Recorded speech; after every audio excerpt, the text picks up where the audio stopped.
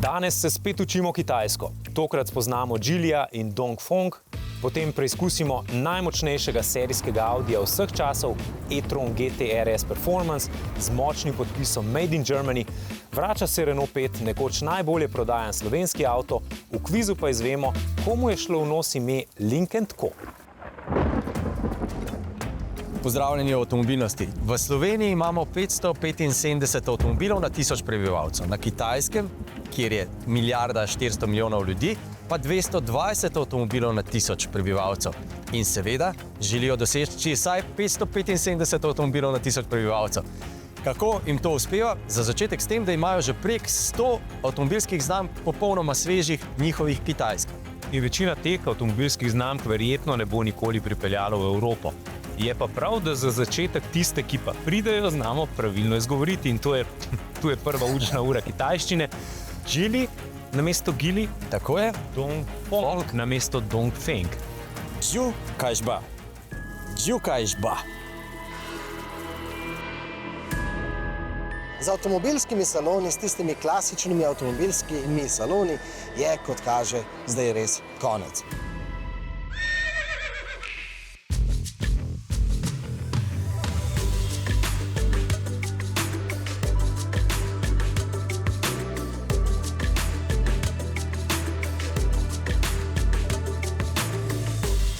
Kot kaže, imajo lepo prihodnost avtomobilski saloni na takšnih mestnih ulicah in danes se vam javljam iz Torina. Ampak to mesto je za svojo premiero izbrala tudi ena nova kitajska družba.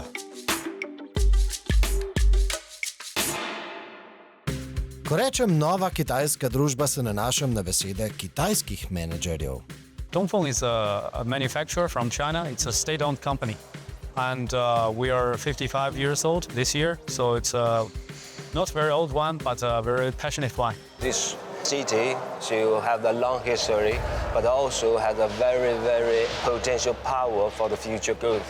Today we come here, I think there's a good opportunity to let us understand. We meet very good friends and respect the government of Italy, and they provide a very good policy to support the new energy vehicle development and the green mobility. So all of these factors I think is very positive.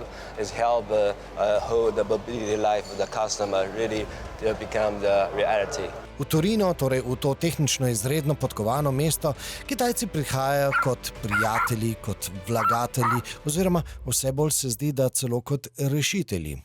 Poraja pa se seveda vprašanje, ali bi kitajski prodor v Evropo lahko izkoristili tudi Slovenci? Koliko realne možnosti imamo? Jaz bi si želel, da so zelo realne. Vemo pa, da je politična realnost v Sloveniji drugačna. Luka Koper je za nas tukaj ključnega pomena, ker je najbližja pot do Evrope s strani Kitajske. Magna v Mariboru je primerna lokacija, sicer malo majhna, imamo tradicijo, imamo revoz, se pravi imamo kadre, imamo neko avtomobilsko zgodovino, tako da Slovenija je primerna. Kitajci ne bojo prišli z bo rekla, celotnim portfeljem, ampak bojo začeli z manjšimi, ampak moramo biti zraven v začetku. Ko se bo enkrat karte razdelile, če bomo ta vlak zamudili in postali država, ki ni prijazna Kitajski nasploh, ker tudi Kitajci gledajo ta vidik, ne samo ali je država primerna za proizvodnjo, pa kakšen je odnos države, politike do Kitajske, ali so Kitajci dobrodošli v državi ali ne. A poglejmo zdaj, kateri je tisti avtomobilček, ki v resnici zelo veliko obeta in da gre za velike obete, ocenjujemo glede na slovenske izkušnje izpred nekaj let.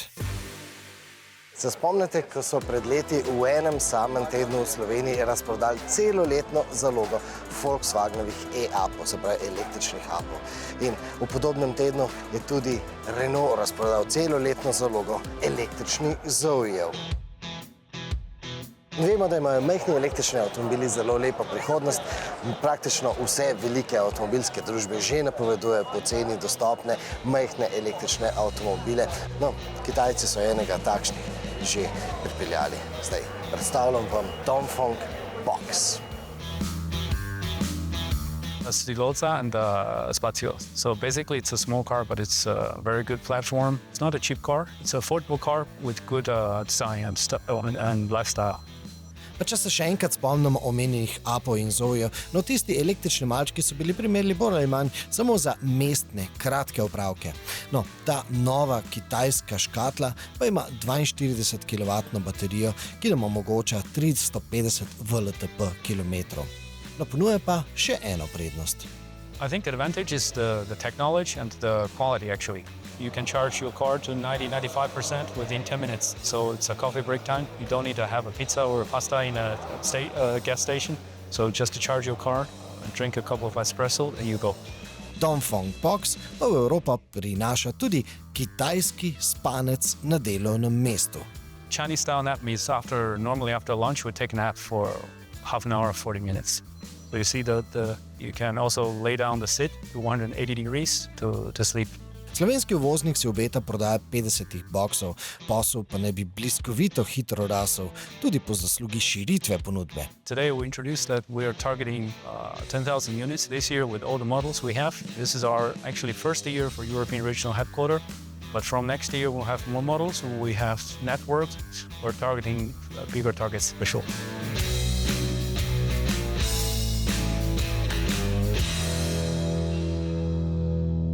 Iz italijanskega templja avtomobilske industrije in dizajna pa v Frankfurt, kamor so nemška podjetja na drugačen način in v drugačno okolje povabili kitajske partnerje. Avtomehanika Frankfurt je največji mednarodni sejem za poprodajni avtomobilski trg in tam so jim predstavili v posebni hali ne le električne, ampak tudi hibridne in bencinske tehnologije. Why are we here in Frankfurt? Okay. Frankfurt background. As I said today in the morning, first to make friends, you know, like you.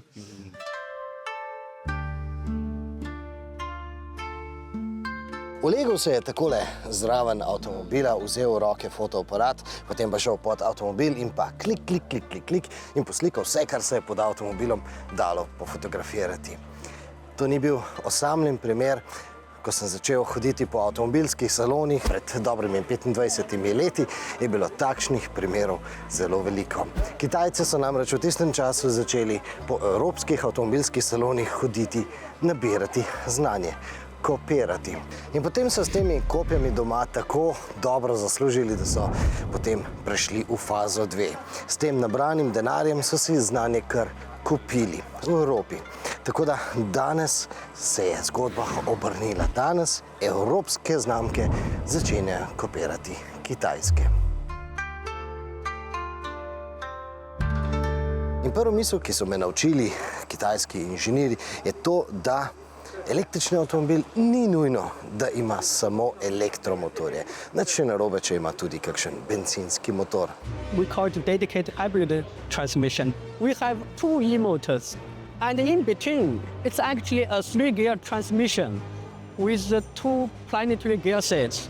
That's why we are able to provide the series hybrid mode, the parallel hybrid mode, the EV mode. Why it's like that? Because most cases, the engine will always rotate together with the P1 e-motor. And in this case, the e-motor will work like a generator. Takšno hibridno tehniko bo s časom dobila tudi znamka Renault. In ja, prav ste slišali, evropska znamka bo vozila kitajsko znanje. No, ampak zdaj, ko govorimo o znamki Renault, je prav, da se dotaknemo tudi teh političnih razprtij, ki se zdaj dogajajo okrog kitajskih avtomobilov. We cannot exclude the option of building a plant here, but that's not in the short run. It takes time. Fortunately, we have a lot of partners here in Europe. Say we are studying the possibility of working with, like, say, Volvo and Renault for Europe. For the Mercedes plant, we are not looking at Europe.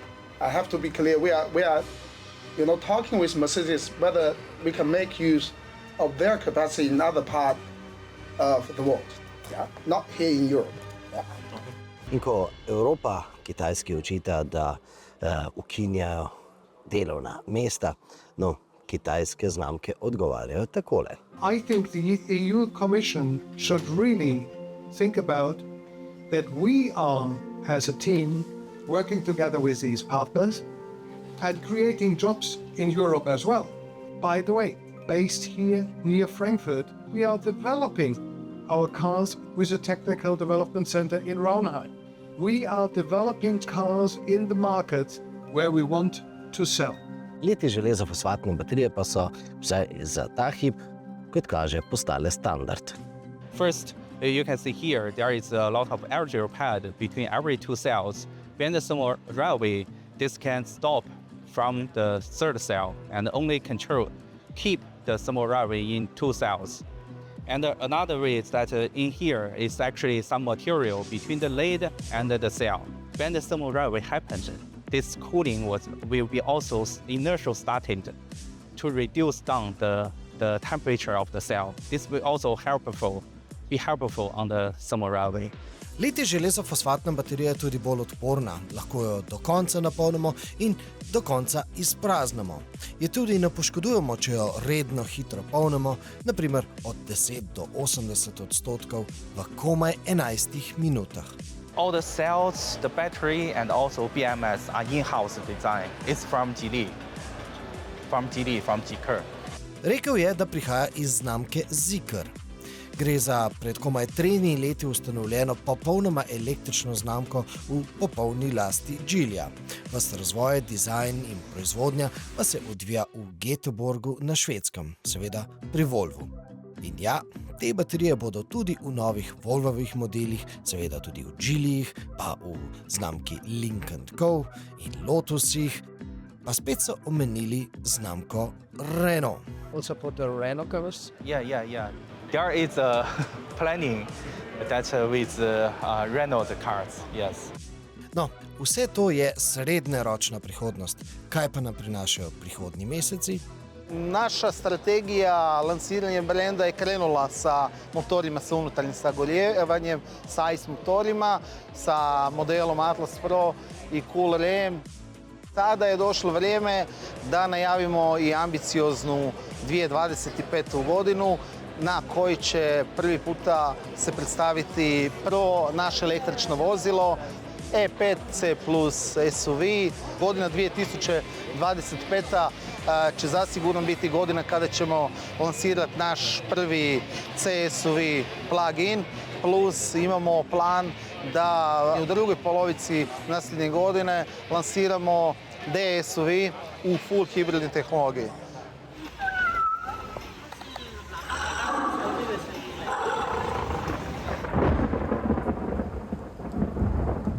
In čas je za nov avtomobilnostni kviz. Preden gremo na vprašanje tega tedna, vam dolgujemo odgovor na vprašanje preteklega tedna. Velikokrat se zalomi, kar se tiče imen, in tukaj recimo sta 2 primera, kjer ni šlo ravno tako, kot bi moralo iti. Recimo Chevrolet Nova, kar se je v španščini Nova prevedlo v ne gre, ali pa recimo še bolje ali v tem primeru slabše, je šlo Mazdi Laputa, kar verjetno veste, kaj v španščini tudi pomeni. No, kar se pa tiče Lynk & Co, tukaj se je pa zalomilo pri Fordu. Ford je zmotilo ime Lynk & Co zaradi podobnosti z njihovo znamko Lincoln. Tukaj naj bi prišlo do zmede potrošnikov, to so tako tudi pravno argumentirali, ampak spor se je na koncu končal izvensodno. Zdaj pa vprašanje tega tedna. Tisti, ki podrobno spremljate oddajo Avtomobilnost, veste, da je Volkswagen za svetovno predstavitev svoje Kalifornije izbral ravno Slovenijo, kar je super za naše turistične destinacije. Luka je naredil super prispevek in lahko si ga ogledate na rtvslo.si v arhivu ali pa seveda tudi na naši YouTube strani. No, tokratno vprašanje pa je vezano na Kalifornijo.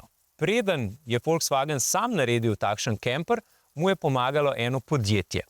In to je Adria, Carthago ali Westfalia. Odgovorite tako, da skenirate QR kodo, ki se je pojavila na zaslonu, ali nas obiščete na rtvslo.si poševnica Avtomobilnost in odgovorite na vprašanje.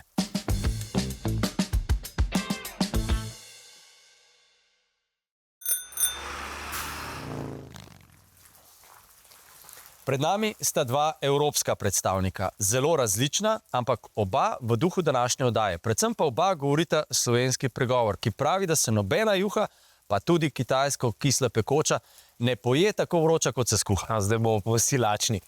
Prvi je odgovor na ofenzivo, na kitajsko ofenzivo cenovno ugodnih malih električnih avtomobilov in sicer težko pričakovani Renault 5. Drugi pa je, lahko rečemo, vesoljski Audi e-tron GT RS Performance s super tehnologijo in pospeški in enim velikim podpisom Made in Germany. Ali se spomnite starega modela Renault 5?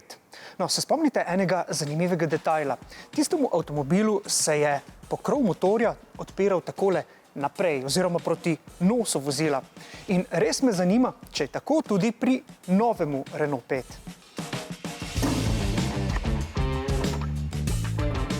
Ne, pri novi petki se seveda tale pokrov motorja odpira v popolnoma običajno smer in ne več proti nosu. No in po novem tukaj spodaj ne najdemo več kakšnega bencinskega motorja ali pa celo dizelskega motorja, ampak elektromotor, pretvornik in ostale komponente električnega pogona. No, ampak še preden se vrnemo k pogonski tehniki, pa tale pokrov motorja še malo zaprimo. Značilnost originalne petke so bile tudi reže na pokrovu motorja, ki so dovajale zrak za hlajenje. No, in ker električni avto seveda na tem mestu rež ne potrebuje, so njegovi snovalci tukaj zanimivo namestili poseben zaslon, ki zdaj prikazuje takole na atraktiven način petico. No, ko pa avto priklopimo na polnjenje, pa se nam tukaj prikaže status napolnjenosti baterije.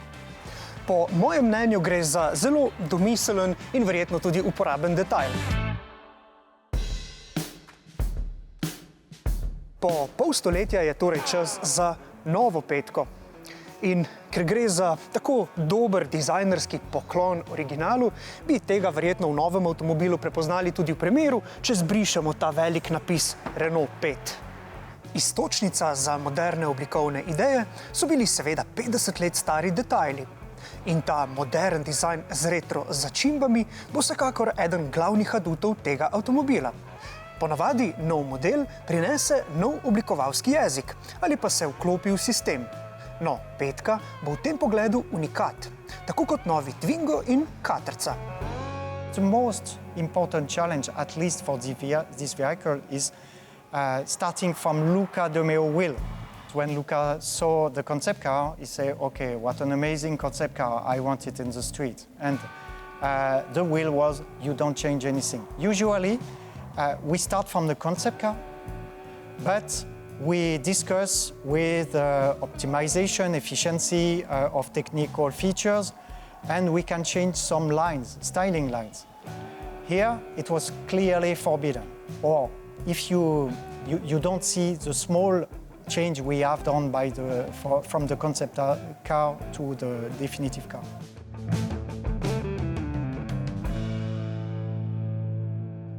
Novi Renault 5 bo na voljo z 2 različnima kapacitetama baterije in 3 različnimi močmi elektromotorja, ki se nahaja spredaj in vselej poganja prednji kolesni par. Glede na preizkušeno na prvi vožnji, bomo lahko v ugodnih pogojih z enim polnjenjem večje baterije prevozili nekje okoli 350 km pri mešanem ciklu, v mestu pa tudi prek 400 km. To pomeni, da so Renaultovi inženirji pri učinkovitosti pogona naredili korak naprej. Bodo pa nekateri uporabniki v primerjavi z modelom Zoe morda pogrešali možnost AC polnjenja z močjo 22 kW. We have made some choice taking into account the real use of AC charger, and we are quite sure that DC charger will become the standard in next future.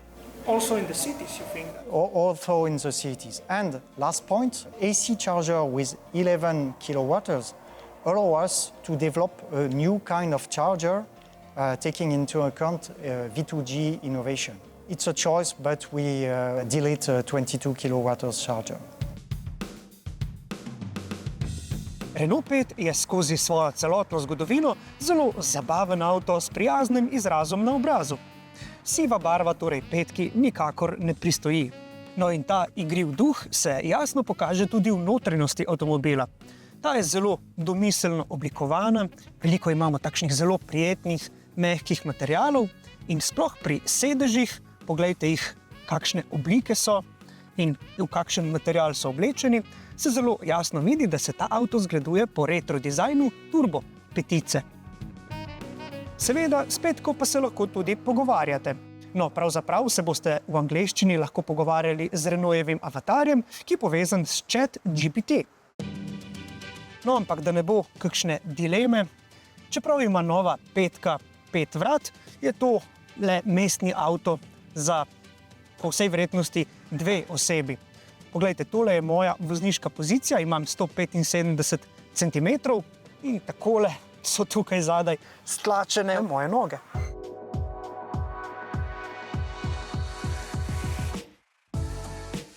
Nova petka je torej pravi mestni malček. No in moram priznati, da mi je zelo me veseli, da se Renault ni odločil, da petko obudi kot kakšnega križanca ali pa SUV-ja, ampak gre še vedno za pravo kombi-limuzinsko obliko.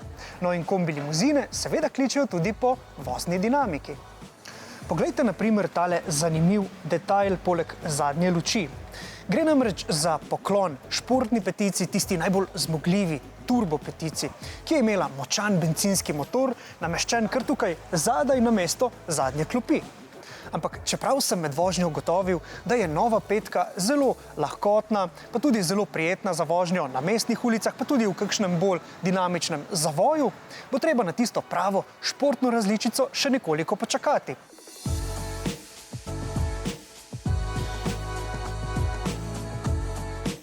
Za njo bo namreč zadolžen Renaultov športni oddelek oziroma po novem Renaultova športna znamka Alpine.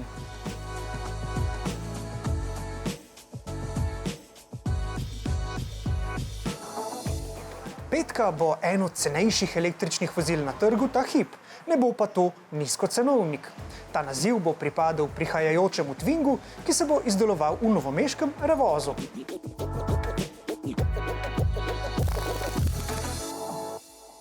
Ta hip so pomembna novica, pomembni menedžerji ameriških in evropskih avtomobilskih znamk, ki kljub več 10 milijonskim plačam nimajo nobene težave stopiti pred sindikate in kamere in stokati, da je vse šlo k vragu, da bo treba zapreti tovarne in tudi pokopati kakšno od znanih starih avtomobilskih znamk. Na Kitajskem je slika obrnjena. Imajo že več kot 100 svojih avtomobilskih znamk. Od ponosa pokajo po šivih in na svoje avtomobile lepijo nalepke Made in China for China. Poglejmo, kaj je šlo narobe in če je šlo res. Zatečeno stanje je zagotovo posledica tudi evropskega avtomobilskega pohlepa in samovšečnosti. Za boljše razumevanje trenutnega stanja pa je dobro pogledati tudi kitajsko perspektivo. Ta pravi takole. Mi smo vam omogočili, da že 30 let pri nas ustvarjate ogromne dobičke, v zameno pa smo vmes izobrazili nekaj generacij inženirjev, poslovnežev, dizajnerjev, tržnikov in sploh vsega.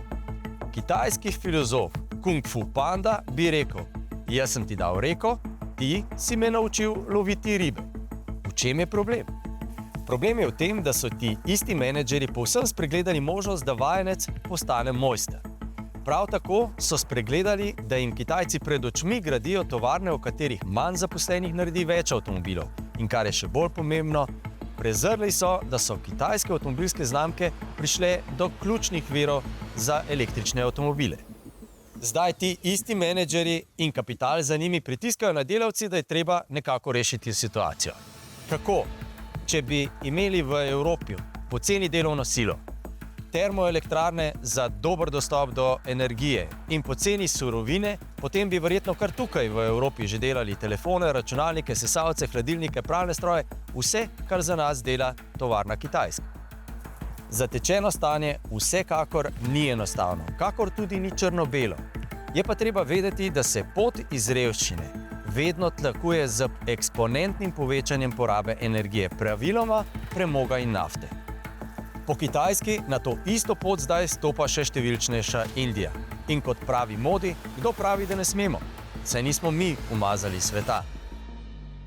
In ko smo že pri politiki, ta energetsko varnost vedno postavi pred okoljsko. Can I go? Yes, I will. Okay.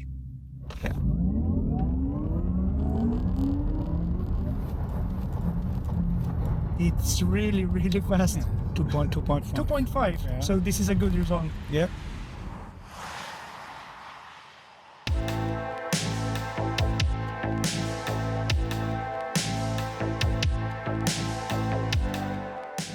RS e-tron GT Performance je najmočnejši serijski Audi vseh časov. Ponuja skoraj 1000 konjskih moči, do 100 se požene v 2,5 sekunde, 200 pa doseže v pičlih 8 sekundah.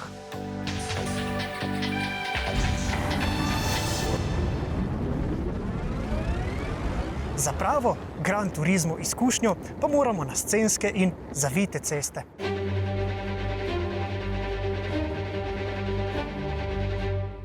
In tam sem spoznal, kako dobro mešanico udobja v vožnji in športne dinamike lahko ponudi ta avtomobil. Tisto, kar naredi pravega GT-ja, je seveda vzmetenje in Audijevi inženirji so ga tokrat povsem predelali. Za začetek so se jeklene vzmeti popolnoma poslovile, nadomestilo pa jih je zračno vzmetenje z naprednim sistemom 2 komor in 2 ventilov. A češnjo na tehnološki torti e-trona GT predstavlja opcijsko aktivno vzmetenje. So what actually is different compared to the previous suspension that you have? It's an active suspension. The previous suspension was 3-chamber air spring with a one-valve system, and that's completely different to what we are doing here. So isn't 3-chamber system better than 2-chamber? No, and not in every case. No, our option here is active suspension, and the performance it's much higher than a 3-chamber system. In kaj imata skupnega e-tron GT in motocikel? Odslej ne le ekstremne pospeške. Po zaslugi aktivnega vzmetenja lahko vklopimo celo možnost, da se e-tron nagiba v notranjost zavoja, tako kot to počnejo motoristi, seveda le nekoliko manj ekstremno. So we feel it now, so it comes out of the back, and the reverse effect we do when we are braking. So you feel here the curve tilting, the outer side of the car is lifted 2 degrees against the lateral acceleration, so it makes more comfort for the passengers. In da ne bo trditev o zmogljivosti ostala le pri izrečenih besedah, si poglejte to demo sekvenco.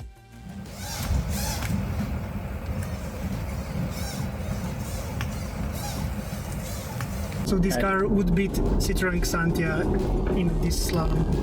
You can compare it maybe, if you want to.